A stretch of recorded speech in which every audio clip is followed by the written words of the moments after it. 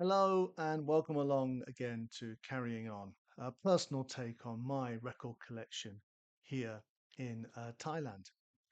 Today, I want to talk about Neil Young, an artist I haven't really mentioned before on the channel. It might be a surprise to one or two of you that I am a Neil Young fan because I have a lot of soul and jazz in my vinyl collection.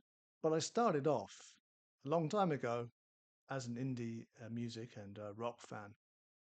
And when I was a student at university, I was a huge fan of Neil Young. So, yeah, I wanted to talk about one or two of the records I have by Neil Young. Well, one in particular today, I want to talk about this one, Neil Young, Time Fades Away. Um, for me, it's up there as one of the best Neil Young albums for sure. A bit controversial, maybe. I mean, it is fairly well known as part of the Doom Trilogy, the first in the Doom Trilogy, released just after Harvest. The hit was basically his next record. It was the follow-up to Harvest. This raucous, dirty sounding live album, which was about as uncommercial as he got in many ways at this time. It was a bit of a shock to some of the Neil Young fans who came on board for Harvest. Um, but yeah, this for me, yeah, I mean the Doom trilogy, which is this album, Tonight's the Night, and On the Beach. Those three, all amazing albums. Probably, I mean, Tonight's the Night is right up there for me as one of my all-time favorite Neil Young albums. Everybody knows This Is Nowhere is also up there. Rust Never Sleeps. Um, but Sleeps with Angels from his comeback time, Freedom, that first big comeback record from 1989. All great records, but there's something about this one. I come back to this record more than than any other. Even Tonight's the Night, which I don't know, yeah, maybe that is his greatest album, in my opinion, his greatest achievement. But this one, this live album, I played it again today here at home, and I just want to turn it up to full volume every time, sing along to all the words. Something about this record. It's it is a live record, and it sounds like it. It sounds, it just sounds like a band really straining at the leash at times when they really rock out. And Neil sounds absolutely beautiful on the three solo piano ballads on this record. So vulnerable, voice cracking, beautiful lyrical romantic songs as well on this album. And yeah, I love it. Um, I actually, a little bit of history with this one. I actually bought this. I had it originally on cassette. I found it in a record shop in Bristol on cassette back in the 90s. So this would have been about 1995, maybe something like that. And I loved it. I had it on a kind of hissy kind of cassette version uh, for um, for many years. And I always loved it. And this was kind of, well, early days of the internet, pre YouTube. So that was it. That's all I had, that tape version of it. And then I went on holiday to New York with some friends in 2003. And yeah, I was buying records then. But I was buying them in London, and I was with friends, so I didn't have a huge amount of time to do record shopping. But I did have a couple of hours, and I went to a few record shops down in Greenwich Village. But I only bought one record, and the record I bought was this in 2003. And yeah, so it was the one record I got from my trip to New York. Which, looking back, I'm thinking, why did I only buy one record? You know, it would have been a good time to stock up on some New York soul and funk and jazz and hip hop. But yeah, I don't know. For some reason, this was the one I bought, and I only had a few hours, and that's what I came home with. But it's a record that, having it on vinyl, the love for this record only grew. I have to say, because it sounded, it does still sound fantastic. I got a pretty good version here. It says, funnily enough, it says here this recording was mastered a 16 track direct to disc by computer. It tells us here. August 22nd, 1973. So there it is. And yeah, it's well recorded. It still sounds, it's you can turn it up, crank it up, and everything still sounds good. It sounds like a live band. Um, it opens with the title track "Time Fades Away," which is a nice, just kind of just a really great rocker. And it's about, I don't know, it's about a kind of father just kind of seems to be warning his son to don't stay out too late because time fades away. But the lyrics in the verses widen it out to the sense of, wasting time, losing time, time passing. Grab life while you can, but also to his son, be careful, make sure you come back home on time because time passes quickly. It's like a father looking back in that way. It's quite a clever lyric and a kind of almost a kind of rockabilly kind of tune, but it's great. It's a great rocking start to the album. And then it goes into Journey Through the Past, which is one of the like the first piano ballad, and it's just another beautiful song. Most Neil Young fans will know this tune, and it's a brilliant live version. I love it. Um, Yonder Stands the Sinner. Yeah, I mean it's just a great kind of rock out. This one, I think, with David Crosby, he comes on guitar on this one, and the song at the end. It's just a great rocker. Really enjoy it. Not the absolute highlight of the album, but that comes next for me. One of the absolute highlights is LA, and I love this song to bits. It's maybe my favorite song. There are a few. There are three absolute, or three or four. I don't know. The whole album's great, but I really love this song. It's one of the most underrated Young songs, in my opinion. There's something about the vibe of the song, the chorus, the melody. LA.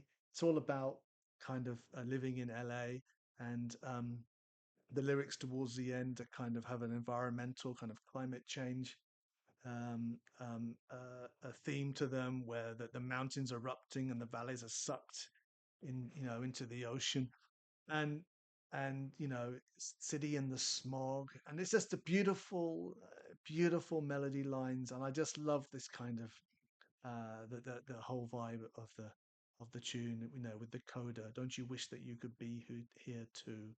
It's so bitter and cynical in a way and sarcastic. But it's Neil at his absolute best. I think it's a brilliant song. Love in Mind. Wow. Is this my favorite Neil Young piano ballad? Maybe. It's so beautiful. Apparently, he wrote it when he was in the early relationship, which never really happened, I think. But he was talking late at night on the phone to a girlfriend, and he'd wake up in the morning feeling really happy and in love, and the kind of songs about that, about kind of opening up to love. It's a beautiful song. It's one of absolute cracker. When we turn over to side two, starts off, as you can see there, with "Don't Be Denied." I mean, this is one of the great Neil Young songs, and most Neil Young fans who know their stuff, they know this is one of the great Neil Young songs, and it really is actually. It's a kind of life story of the early days, a coming of age song, but also I think a song about the need to stick to your guns and be creative in your life and do what you really want. Stick to your principles and don't let anyone deny you your creative freedom. I think that is the real theme of this song because it talks about him getting beaten up in the schoolyard, but then coming back and starting a band, and that chorus, "Don't be denied." It's like a rallying call to the dispossessed, to the lost of the world, to actually get up again, dust yourself down, and create. And I love that. It's one of the great Neil Young songs, which really means it's one of the great songs. And it's not, most people who are passing fans don't know this song, but it's an absolute cracker. The beautiful guitar lines through it too. The bridge, another beautiful ballad, just a simple thought really about building a bridge to people. And, it's a kind of, we all kind of understand that the idea of building bridges and bringing people together. It seems a forlorn hope here in May 2025, but we we hope on that the and I love this song. It's a beautiful sentiment. It's Neil at his plaintive best.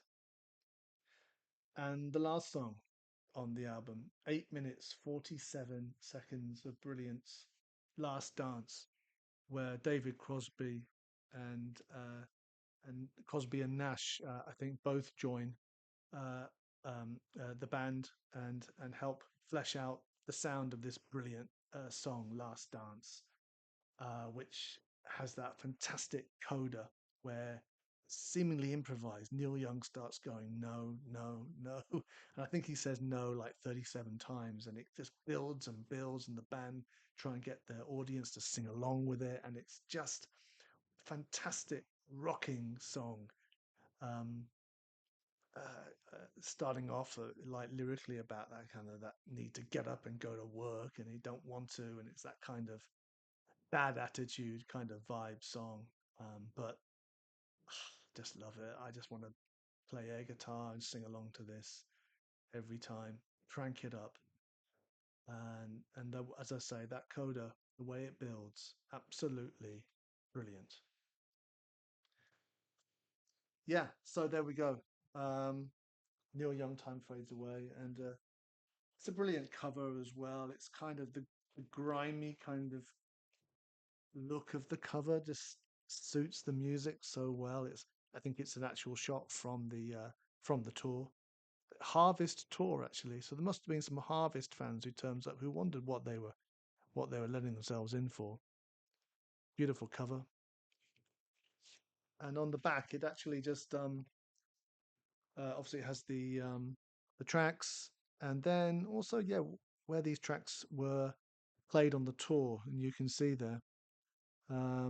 They were taken from various nights. I think it was like a 65 night tour of the Harvest with the band. His backing band was called the Stray Gators, and there were some issues around money and finance and stuff. And uh, of course, there was the tragedy of their roadie and Bruce Berry and Danny Whitten, the rhythm guitar player, both dying of a heroin overdose in around this time. Danny Whitten just before this tour happened, and Bruce Berry, I think, towards the end of the tour.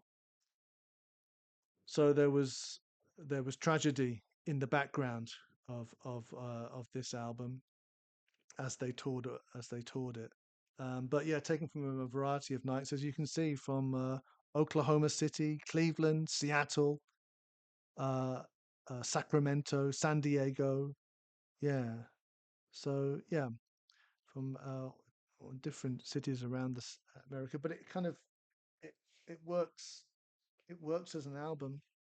It's a brilliant, and it's amazing that Neil actually didn't want it released, and it wasn't. I mean, it was released in 1970 in October 1973 on vinyl, but it wasn't released on CD until I think 2007 because Neil Young just didn't really. It was a period in his life where he didn't want to go back and remember, and the tour was not a happy time for him, and obviously he had friends who died and brought back bad memories, and that it kind of colors his view of the album. But actually, it's brilliant. Um, and I can't leave without showing you the lyric sheet that comes with it. I was lucky enough to get my copy. I've got a version with the whole lyric sheet totally intact. Yeah, look at this thing with the handwritten, lyrics by Neil. All the lyrics kind of written up there, and then all the credits as well. But it's absolutely huge. It's like 5 foot long, when it all kind of uh, concertinas out, and yeah, brilliant. And you've got all the credits here as well. There it is, as you can see from the tour crew and the actual and then the credits for the songs as well. But yeah, isn't that a fantastic lyric sheet? Why aren't they all like this? Yeah, love that. Um, and I love that it's still intact. I love that it's still intact here, 50, nearly 52 years later. There we go. So if you look after these things, these bits of paper and cardboard and vinyl that we call records, they can last a long time, even those rather delicate lyric sheets. But yeah, yeah, Neil Young, time fades away. It's as good as it gets, really. It's Neil Young, who's one of the all-time great, singer-songwriters, and this is one of his very best albums. And yeah, I mean the highlights of this album are as good as anything he did, in my opinion. I absolutely love it. It stands the test of time. Absolutely. So there we go. Neil Young, my first kind of rock selection. There are a few in my collection, and there might be a few more. I've been going back to rock a bit more in the last few years. My first love, really, well, maybe my first love was 80s pop, but then when I really got into music, it was indie and then rock, and artists like Neil Young and Tom Waits were, the artists that I really loved at university. Those kind of formative years. So yeah, there's a bit of variety there in the collection. It's not all soul and jazz and funk. But that's it for me today. Thanks for watching. Uh, Comment below. What's your favorite Neil Young album? Do you agree with me? There are plenty to choose from. I wouldn't blame you if you had several before time fades away, but it's a personal favorite. And hey, this is a very personal kind of hobby, isn't it?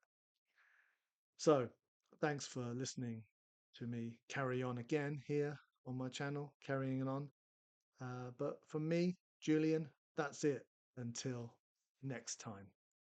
See you.